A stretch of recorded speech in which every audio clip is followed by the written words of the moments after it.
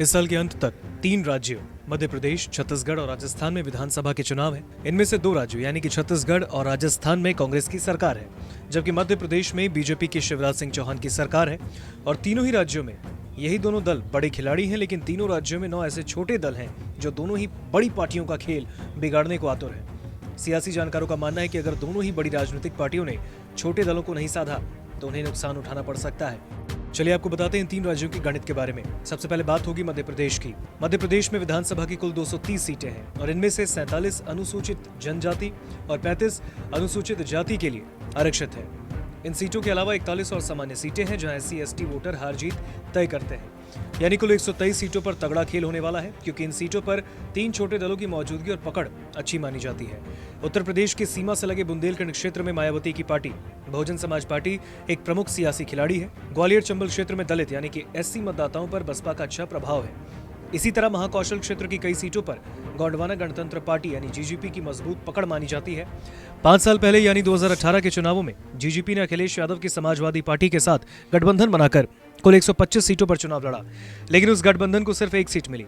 इन दोनों के अलावा हीरालाल अलावा के नेतृत्व वाले जय आदिवासी युवा शक्ति ने इस साल मई में मध्य प्रदेश में ST के लिए आरक्षित 47 सीटों सहित कुल 80 विधानसभा सीटों पर चुनाव लड़ने का ऐलान किया। पिछली बार उन्होंने कांग्रेस के साथ समझौता किया और उसी की टिकट पर हीरालाल विधायक चुने गए। राजनीतिक पर्यवेक्षकों का मानना है कि इन छोटे दलों को खींचतान की वजह से बीजेपी को फायदा हो सकता है। अब बात होगी राजस्थान की, जहां पर कांग्रेस की सरकार है। अशोक गहलोत के नेतृत्व में राजस्थान में भी 3 छोटे दल सत्ताधारी कांग्रेस और मुख्य विपक्षी बीजेपी के लिए चुनौती बने हैं। इनमें RLP, जिसकी स्थापना नागौर से सांसद हनुमान बेनीवाल ने की है, वो 3 कृषि कानूनों का विरोध करते हुए NDA से बाहर हुए थे। उनका जाटों के बीच प्रभाव है। इसके अलावा जयंत चौधरी के नेतृत्व वाली RLD भी एक सियासी खिलाड़ी है, जिसने पिछली बार एक विधानसभा सीट जीती।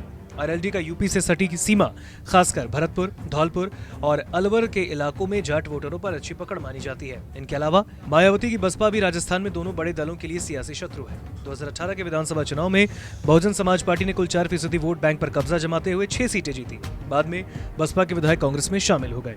अब राजस्थान से चलते हैं छत्तीसगढ़ की तरफ। छत्तीसगढ़ में भी फिलहाल मौजूदा कांग्रेस की सरकार है, जिसके मुख्यमंत्री भूपेश बघेल हैं। छत्तीसगढ़ में भी मुख्य लड़ाई आदिवासी वोट बैंक और सीटों की है। राज्य की 90 सीटों में से 29 सीटें ST कैटेगरी के लिए आरक्षित हैं, जबकि अन्य 20 सीटों पर आदिवासी मतदाता निर्णायक भूमिका निभाते हैं। जनता कांग्रेस छत्तीसगढ़ ने 2018 का विधानसभा चुनाव बसपा के साथ गठबंधन में लड़ा और कुल 11% वोट परसेंट के साथ 7 सीटें जीती। अब JCC के संस्थापक अजीत जोगी के निधन के बाद पार्टी का पतन हो रहा है। इस बीच अनुभवी आदिवासी नेता और पूर्व केंद्रीय मंत्री अरविंद नेताम द्वारा स्थापित पार्टी हमर राज तेजी से अपने विस्तार कर रहा है। नेताम बस्तर क्षेत्र से आते हैं। वो बसपा और CPIM के साथ गठबंधन कर 50 विधानसभा सीटों पर चुनाव लड़ने की योजना बना रहे हैं।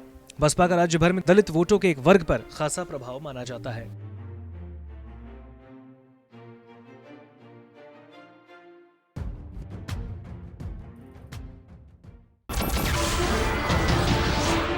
नमस्कार, मैं हूं मानक गुप्ता।